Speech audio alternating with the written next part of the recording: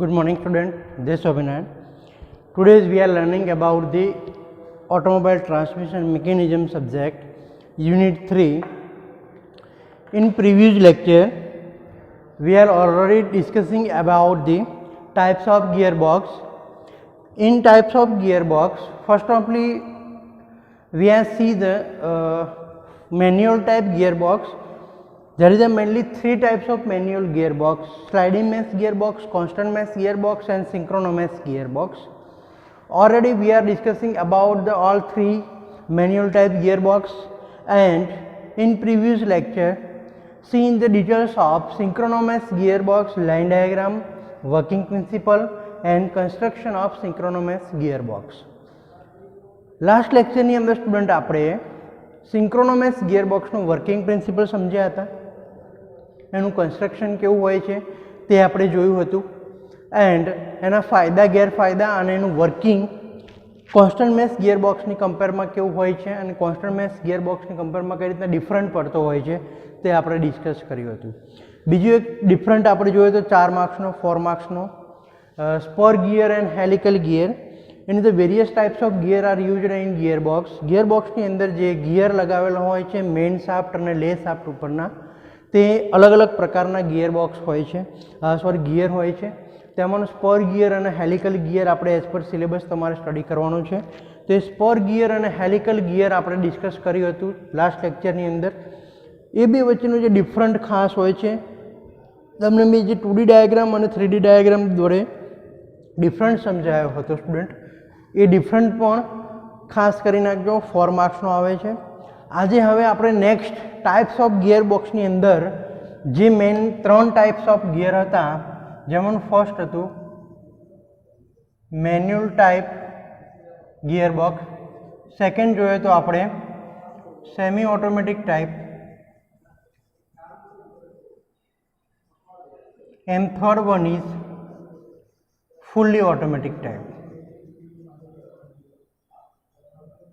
એમાંનું આજે આપણે જોવાનું છે ફુલ્લી ઓટોમેટિક ટાઈપ જે ગિયરબોક્સ છે, એના માટે જે ડિવાઇસ યુઝ થાય છે, જે તમને અહીંયા ફિગરની અંદર દેખાયું છે. See in the figure of ઓવરડ્રાઈવ.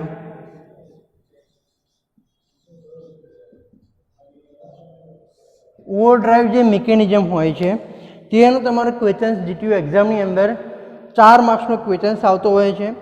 તો સૌથી પહેલાં એ આપણે સમજીશું કે what is overdrive, what is meaning of overdrive mechanism and construction, working principle, and એનું એડવાન્ટેજીસ શું છે. નોર્મલ વ્હીકલ કરતાં જે વ્હીકલની અંદર ઓવરડ્રાઈવ ફિટેડ હોય છે એ વ્હીકલ નોર્મલ વ્હીકલના કઈ રીતના ડિફરન્ટ પડે છે તે આપણે અહીંયા આજના લેક્ચરમાં જોઈશું. સૌથી પહેલાં વાત કરીએ ઓવરડ્રાઈવનું ફંક્શન શું હોય છે, એનું પર્પઝ શું છે.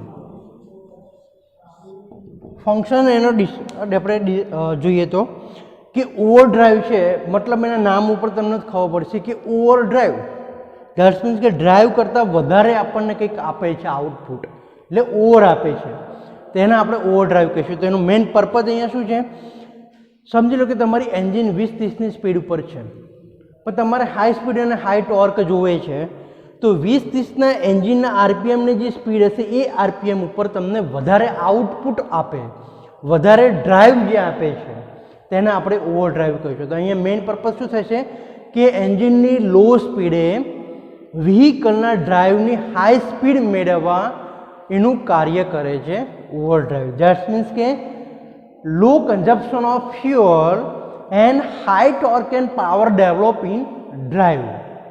ક્લિયર? તો એ ફંક્શન હોય છે, એ પર્પઝ હોય છે અહીંયા ઓવરડ્રાઈવનું. ક્લિયર? તો સ્ટુડન્ટ ફંક્શન એનું પૂછે કદાચ ઓવરડ્રાઈવનું કાર્ય શું છે, તો એનું શું થશે કે એન્જિનની ઓછી ઝડપે વધુ ડ્રાઈવ અથવા વધુ સ્પીડ મેળવવા માટે એક ઓવરડ્રાઈવ યુનિટ યુઝ થતું હોય છે. નેક્સ્ટ હવે સ્ટુડન્ટ આપણે જોઈએ એનું લોકેશન.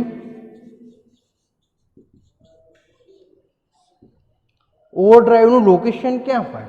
મેં સ્ટુડન્ટ તમને બી પહેલાં જ બી કહી દઉં કે 3 સબ્જેક્ટની અંદર, એટલે કે એઈએસ, એટીએમ અને એન્જિન, આ 3 સબ્જેક્ટની અંદર ખાસ 3 વસ્તુ તમારે યાદ રાખવાની કે કોઈ બી પાર્ટ્સ હોય, કોઈ બી સિસ્ટમ હોય, તો તો એના 3 કોન્સેપ્ટ તમારે ક્લિયર હોવા જોઈએ. ફર્સ્ટ, એનું ફંક્શન તમે જો પાર્ટ્સનું નહીં જાણતા હોય, એનો પર્પઝ શું છે વ્હીકલમાં ફિટ કરવાનો એ તમે જો નહીં જાણતા હોય તો do not write the anything of this device. કોઈ પણ ડિવાઇસનું તમે કંઈક પણ રાઇટઅપ કરી શકશો નહીં. એટલે નાનામાં નાનો પાર્ટ્સનું પણ તમને ફંક્શન ક્લિયરિટી હોવું જોઈએ. બીજું કે લોકેશન, તમને જગ્યા જ ના ખબર હોય. તમે ક્લચ આપણે ભણી ગયા ચેપ્ટર 2 ની અંદર, એટીએમ સબ્જેક્ટની અંદર. હવે ક્લચ ગાડીમાં ક્યાં ફિટ થાય છે એ જ તમને આઈડિયા ના હોય તો do not the any explanation of the clutch. તમે કોઈ પણ ક્લચને સમજાવી શકશો નહીં. એવી રીતે અહીંયા જે ગિયર બોક્સ અત્યારે ચાલે છે એ ગિયર બોક્સ તમારે ક્યાં આગળ લોકેટેડ કરેલો હોય વ્હીકલમાં તે જો તમને આઈડિયા ના હોય તો પણ તમે એને વધારે સમજાવી ના શકો. એટલા માટે કોઈ પણ આપણી યુનિટ હોય, અહીંયા જેમ ઓવરડ્રાઈવ તમને જે દેખાઈ રહ્યું છે see in the figure the overdrive, એ ક્યાં આગળ where is the located in the vehicle, location એનું ક્યાં હોય છે, એની જગ્યા ક્યાં આગળ ફિટ કરેલી હોય છે. તો in between the gear box and propeller shaft, gear box અને પ્રોપેલર શાફ્ટની વચ્ચે ઓવરડ્રાઈવ ફિટ કરેલ હોય છે. ધેટ્સ મીન્સ કે આપણે જોઈએ તો અહીંયા ગિયર બોક્સની પાછળ, મતલબ શું છે સ્ટુડન્ટ કે ગિયર બોક્સના આઉટપુટ શાફ્ટ ઉપર ફિટ કરેલો હશે. તો આ જે શાફ્ટ છે એ આનો ઇનપુટ શાફ્ટ છે. શું છે સ્ટુડન્ટ? આ ઓવરડ્રાઈવનો ઇનપુટ શાફ્ટ. ઓવરડ્રાઈવનો ઇનપુટ શાફ્ટ ધેટ્સ મીન્સ કે આઉટપુટ શાફ્ટ કોનો? ગિયર બોક્સનો. જે ગિયર બોક્સનો અહીંયા આઉટપુટ શાફ્ટ છે તે અહીંયા ઓવરડ્રાઈવનો શું બનશે? Input shaft. વધારે સમજવા માટે અહીંયા નીચે લખી દઉં છું કે ગિયર બોક્સ આઉટપુટ શાફ્ટ.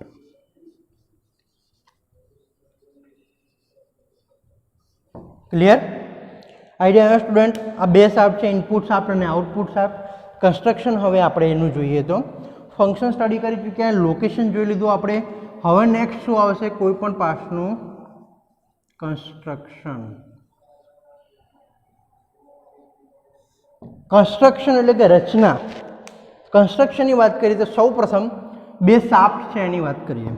તો આ શાફ્ટ મેં તમને કીધું એ મુજબ કે જે આ ગિયર બોક્સનો આઉટપુટ શાફ્ટ હોય છે એ અહીંયા બનશે ઓવરડ્રાઈવનો ઇનપુટ શાફ્ટ. ક્લિયર? હવે આ જે છે નાનામાં નાનું ગિયર, તેને આપણે કહીશું સન ગિયર. શું છે સ્ટુડન્ટ? સન ગિયર. બીજું જે અહીંયા છે સન ગિયર ઉપરનું ગિયર, અહીંયા લખું છું પ્લેનેટ ગિયર.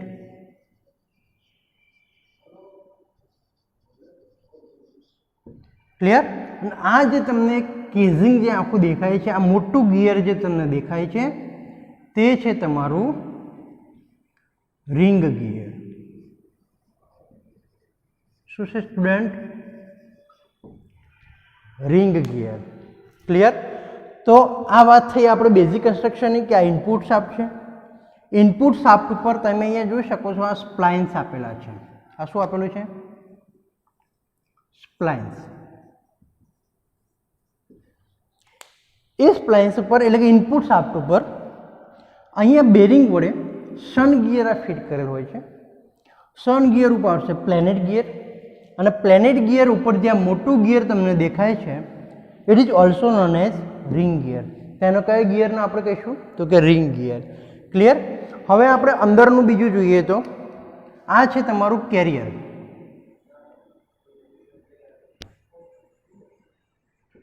કેરિયર મીન્સ કે ક્લચ જેવું કામ કરે છે. બીજું આનું નામ આપી દઈએ આપણે ક્લચ.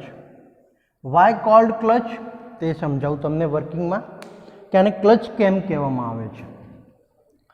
સન ગિયર અને શાફ્ટ ઉપર, ઇનપુટ શાફ્ટ ઉપર સન ગિયર અને પ્લેનેટ ગિયર, આ બે ગિયરના સેટને આ રિંગ ગિયર સાથે એંગેજ અને ડિસએંગેજ કરવાનું કામ કરે છે કેરિયર. એટલા માટે એને ક્લચ કહેવામાં આવે છે. બીકોઝ ક્લચનું મેઇન પર્પઝ શું હોય છે કે કોઈ પણ વસ્તુને એંગેજ અને ડિસએંગેજ કરવા માટે ક્લચ યુનિટ યુઝ થતું હોય છે. આપણે ક્લચ કેમ ગાડીમાં યુઝ કરીએ છીએ? તો કે એન્જિન અને ટ્રાન્સમિશન સિસ્ટમને એંગેજ અને ડિસએંગેજ કરવા માટે ક્લચ યુઝ થાય છે. તો અહીંયા એંગેજ અને ડિસએંગેજ શું કરે છે ક્લચ એટલે કે કેરિયર? તો કે સન ગિયરનું જે સેટ છે એટલે કે સન ગિયર અને પ્લેનેટરી ગિયરનું જે સેટ છે તે રિંગ ગિયર અને ઇનપુટ શાફ્ટને કનેક્ટ અને ડિસ્કનેક્ટ કરવાનું કામ કરે છે કેરિયર. ક્લિયર? હવે નેક્સ્ટ સ્ટુડન્ટ સમજીએ. અહીંયા તો આ બી છે ફ્રી વ્હીલ ક્લચ, એના બી આપણે કહીશું free wheel clutch. Clear student? Next હવે કન્સ્ટ્રક્શનમાં વાત કરીએ તો આ આપણો બનશે કયો shaft? Output shaft. Output shaft ક્યાં આગળ ફિટેડ કરેલો હશે? To the propeller shaft. ક્યાં જાય સ્ટુડન્ટ? પ્રોપેલર શાફ્ટમાં જતો હોય છે, to the propeller shaft. Clear student? તો આ વાત થઈ ગઈ કન્સ્ટ્રક્શન એટલે કે રચનાની. ફરીથી અહીંથી એકવાર સમજી લો સ્ટુડન્ટ કે રચનામાં શું શું છે.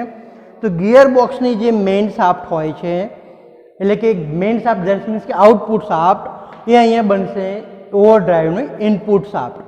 ઇનપુટ શાફ્ટ ઉપર સ્પ્લાઇન્સ આપેલા હોય છે. આ સ્પ્લાઇન્સ ઉપર ફ્રી વ્હીલ ક્લચ આમથી આમ મુવમેન્ટ થતી હોય છે. સન ગિયર ફિટ કરેલું હોય છે, એની ઉપર એક પ્લેનેટ ગિયર હોય છે, એની ઉપર એક મોટું ગિયર હોય છે રિંગ ગિયર. રિંગ ગિયર જે કનેક્ટ થયેલું હોય છે તેને આપણે આઉટપુટ શાફ્ટ કહીશું. મીન્સ કે રિંગ ગિયર જ આપણું આઉટપુટ શાફ્ટ બનશે.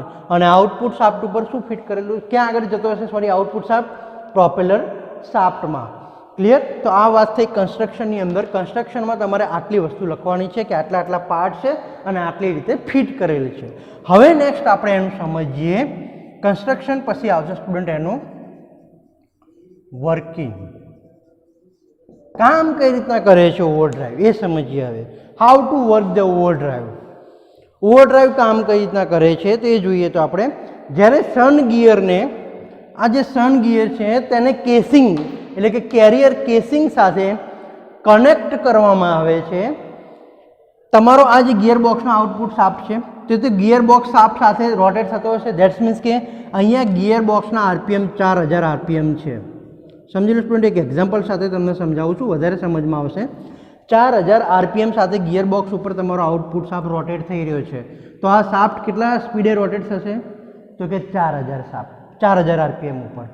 હવે એની સાથે કયું ગિયર એટેચ છે? સન ગિયર. તો સન ગિયર બી રોટેટ થતું હશે કેટલા આરપીએમ ઉપર? સેમ 4000 આરપીએમ ઉપર. પણ વચમાં શું લગાવેલું છે? Planet gear. અને પ્લેનેટ ગિયર કોની સાથે ફરેલું છે? રિંગ ગિયર સાથે. તો આ જે છે તમને સમજમાં આવ્યો છે કે નાનું ગિયર અને મોટું ગિયર તમે જોજો એકબીજા સાથે કનેક્ટ હોય તો જ્યારે મોટું ગિયર એક વખત આંટો મારે ત્યારે નાનું ગિયર લગભગ 4 થી 5 વખત રોટેટ થતું હોય છે. સમજાય છે? તમે કોઈ પણ એવી મિકેનિઝમ સમજાવો હોય તો નાનું ગિયર મોટું ગિયર હોય તો તમે નાના ગિયરને 4-5 વખત ફેરવો ત્યારે મોટું ગિયર એક વખત ફરશે. ક્લિયર? તો મોટું ગિયર એક વખત ફરશે તો ધેટ્સ મીન્સ મતલબ શું થયો કે વધારે આઉટપુટ મળશે આપણને. ઓકે? તો આ જે છે એ વધારે સ્પીડે ફરશે. તો રિંગ ગિયર તમારે એપ્રોક્સી 6000 આરપીએમ તમારે રોટેટ થતું હશે.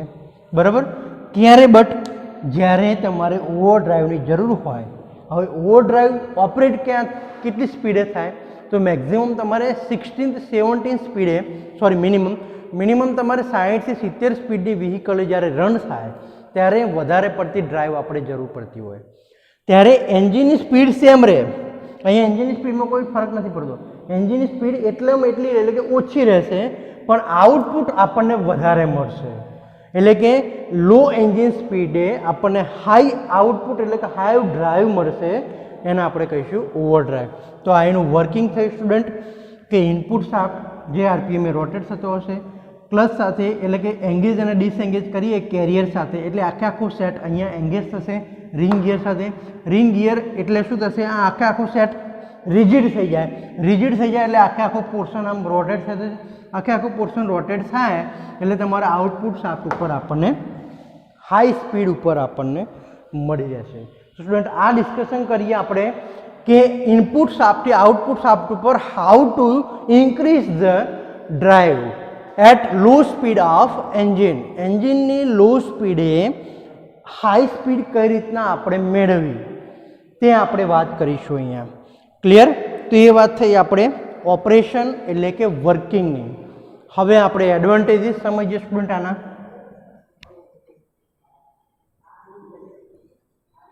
Advantages of overdrive. સૌથી પહેલાં જોઈ લઈએ કે એનો ફાયદો શું છે. એન્જિનની લો સ્પીડ ઉપર આપણને હાઈ સ્પીડ આપે છે. પહેલો બેનિફિટ એ છે. તો મતલબ શું થયો, એન્જિનની લો સ્પીડ હશે તો ફ્યુઅલ ઓછું વપરાવાનું, તો ઓછા ફ્યુઅલે આપણને વધારે પાવર અને ટોર્ક સ્ટુડન્ટ અહીંયા મળી રહે છે. તો ઇટ્સ મીન્સ કે તમારે આ એક મેઇન બેનિફિટ છે આપણો ઓવરડ્રાઈવનો. બીજું જોઈએ, જ્યારે એન્જિન કોન્સ્ટન્ટ સ્પીડ ઉપર હોય ત્યારે વાહનને વધુ સ્પીડ કન્ટિન્યુ રાખવા માટે ઓવરડ્રાઈવનો મતલબ કે તમારે 30-40ની સ્પીડ છે, 30-40ની સ્પીડે જ હવે એન્જિન ચલાવવું છે અને તમારે ડ્રાઈવ વધુ જોઈએ છે, તો ત્યારે તમારે શું કરવાનું, ઓવરડ્રાઈવ બટન એક્ટિવ કરી દેવાનું. એટલે તમારું ઓવરડ્રાઈવ એક્ટિવ થઈ જશે, એટલે કે ક્લચ એંગેજ થઈ જશે. આ ફ્રી વ્હીલ ક્લચ એંગેજ થઈ જશે એટલે રિંગ ગિયર સાથે રિજિડ થઈ જશે. રિંગ ગિયર સાથે રિજિડ થઈ જશે એટલે આખો પોર્શન વધારે હાઈ સ્પીડમાં આપણને આઉટપુટ તરીકે મળી રહેશે. Clear student? તો આ વાત થઈ. બીજો ફાયદો, બીજો એડવાન્ટેજ શું છે કે જ્યારે કોન્સ્ટન્ટ સ્પીડ એન્જિન જતું હોય ત્યારે વધારે ડ્રાઈવ મેળવવા માટે ઓવરડ્રાઈવનો યુઝ થાય. એન્જિનને જરૂર કરતાં ઓછો પાવર ઉત્પન્ન કરવો પડે છે. યસ, બિકોઝ કેમ? કારણ કે આપણને ડ્રાઈવ વધારે મળી રહે છે, તો પાવર એટલો બધો, આપણે 100ની સ્પીડ ઉપર જવું હોય તો 100ની સ્પીડ માટે જેટલો પાવર અને ટોર્ક જોતો હશે એટલા એન્જિનને આરપીએમને રોટેટ થવાની જરૂર છે નહીં. કારણ કે લો સ્પીડે પણ જો એન્જિન ફરતું હશે તો આપણને એટલો ઓછો પાવર ઉત્પન્ન કરશે તો પણ આપણને ચાલશે. એટલે કે આપણું ફ્યુઅલ કન્ઝપ્શન કેવું થશે? ઓછું થશે. એટલે કે ફ્યુઅલનો વપરાશ જે છે આની અંદર ઘટી જશે. Clear student? તો આ વાતથી ત્રીજો એડવાન્ટેજીસ ઓફ આના ઓવરડ્રાઈવના. હવે ડિસએડવાન્ટેજીસ સ્ટુડન્ટ વાત કરીએ તો અહીંયા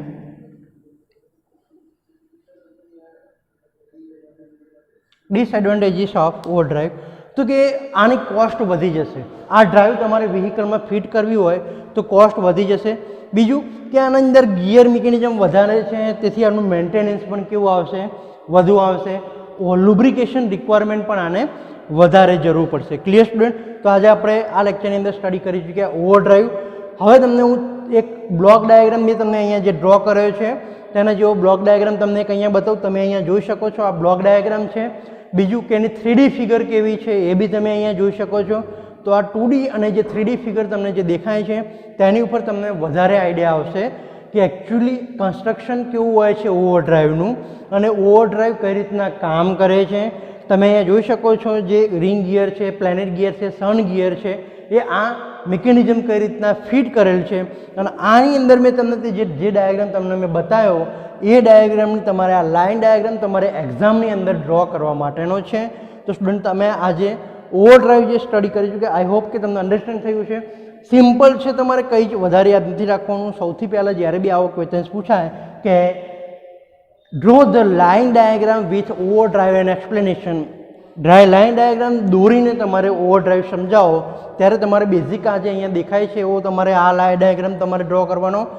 સમજવા માટે મેં અહીંયા 3D ફિગર પી ડ્રો આપી મેં તમને અહીંયા બતાવેલી છે. સ્ટુડન્ટ સૌથી પહેલાં ક્યાંથી સ્ટાર્ટ કરવાનું ક્વેશ્ચન્સ? ફંક્શન લખવાનું કે ઓવરડ્રાઈવનું કાર્ય શું છે, તો કે એન્જિનની લો સ્પીડે એટલે કે એન્જિનના ઓછા પાવરે વધુ પાવર અને ટોર્ક મેળવવાનું કામ માટે ઓવરડ્રાઈવનો ઉપયોગ થાય છે. બીજું આપણે વાત કરીએ એનું લોકેશન તમારે લખવાનું. તો લોકેશન ક્યાં છે ઓવરડ્રાઈવ? તો overdrive is fitted between the gear box અને પ્રોપેલર શાફ્ટ. ગિયર બોક્સ અને પ્રોપેલર શાફ્ટની વચ્ચે ઓવરડ્રાઈવ ફિટ કરવામાં આવે છે. ધેન આફ્ટર આપણે એનું લખવાનું કન્સ્ટ્રક્શન. તો કન્સ્ટ્રક્શનની અંદર સ્ટુડન્ટ કંઈ નહીં હશે, એકદમ સિમ્પલ છે. તમે જે અહીંયા ઇન્ડિકેટ નોમિનિકલ્ચર જે તમને દેખાય છે ફિગરની અંદર તેના તમારે લિસ્ટ આઉટ કરી દેવાનું કે input shaft, output shaft, splines shaft છે, ફ્રી વ્હીલ ક્લચ છે, કેરિયર છે, બરાબર, સન ગિયર છે, પ્લેનેટ ગિયર છે, રિંગ ગિયર છે. આ રીતે તમારે લિસ્ટ આઉટ કરી દેવાનું અને કઈ રીતના કયો પાર્ટ્સ કનેક્ટેડ હોય છે, કઈ રીતના ફિટ કરેલું હોય છે તે તમારે કન્સ્ટ્રક્શનમાં 1 થી 2 લાઇનની અંદર લખી દેવાનું. ધેન આફ્ટર તમારે ટોપિક આપવાનો વર્કિંગમાં ઓપરેશનની વાત કરીએ તો વર્કિંગની અંદર તમારે 3 પોઈન્ટ ખાસ લખવાના કે સૌથી પહેલાં એન્જિન જ્યારે સ્ટાર્ટ થાય ત્યારે લો સ્પીડે એટલે કે લો સ્પીડ ઉપર એન્જિનને જ્યારે આ ઓવરડ્રાઈવને એક્ટિવ કરીએ, whenever to active the overdrive to high speed output at the low speed of engine, ત્યારે આપણને એન્જિનની લો સ્પીડે આપણને હાઈ સ્પીડ અહીંયા મળી રહેતો હોય છે. Clear student? તો આ વાત થઈ ઓપરેશનની. બીજું કે જ્યારે અહીંયા ફ્રી વ્હીલ ક્લચને તમે ડિસએંગેજ કરી દો, જ્યારે તમારે ઓવરડ્રાઈવની જરૂર ના હોય, લો સ્પીડે જ તમારે વ્હીકલ ચલાવવું હોય ત્યારે તમે આને ડીએક્ટિવ કરી દો ઓવરડ્રાઈવને. તો ડીએક્ટિવ કરવાથી શું થશે? તો ફ્રી વ્હીલ ક્લચ અહીંયા ડિસએંગેજ થઈ જશે. તો અહીંયા સન ગિયર અને રિંગ ગિયર વચ્ચે જગ્યા થઈ જશે, એટલે કે ગેપ થઈ જશે. ગેપ થઈ જશે દેટ્સ મીન્સ કે આખો પાર્ટ કેવો થઈ જશે? ફ્રી થઈ જશે. તો આખો પાર્ટ આ રિંગ ગિયરનો ફ્રી થઈ જાય. ઇટ્સ મીન્સ કે તમારે અહીંયા જેટલી સ્પીડે અહીંયા એન્જિન મળે છે એટલી સ્પીડે તમને આઉટપુટ મળશે, એનાથી વધારે સ્પીડમાં મળશે નહીં. જ્યારે તમે ઓવરડ્રાઈવને એક્ટિવ કરો ત્યારે તમારી લો સ્પીડ ઉપર અહીંયા હાઈ સ્પીડમાં આપણને આઉટપુટ મળી રહેશે. Clear student? તો આ વાત થઈ ઓવરડ્રાઈવ મિકેનિઝમની. હવે નેક્સ્ટ આપણે જોઈશું જે સેમી ઓટોમેટિક ટાઈપ ગિયરબોક્સ જે આપણે બાકી છે તે, એટલે કે torque converter. Torque converter device શું છે? સેમ આના જેવું ડિવાઇસ છે, બટ આ વધારે ડ્રાઈવ મેળવવા માટે છે, પેલું વધારે ટોર્ક મેળવવા માટે છે. મલ્ટીપ્લાય ટોર્ક કરવા માટે ટોર્ક કન્વર્ટરનો યુઝ થાય છે, જ્યારે ઓવરડ્રાઈવનો યુઝ એન્જિનની લો સ્પીડે હાઈ ડ્રાઈવ મેળવવા માટે યુઝ થાય છે. Overdrive is generally widely use in rear wheel drive. Rear wheel ડ્રાઈવના કેસમાં ઓવરડ્રાઈવ વધારે સ્ટુડન્ટ યુઝ થતી હોય છે. Okay, thank you. જય સ્વામિનારાયણ.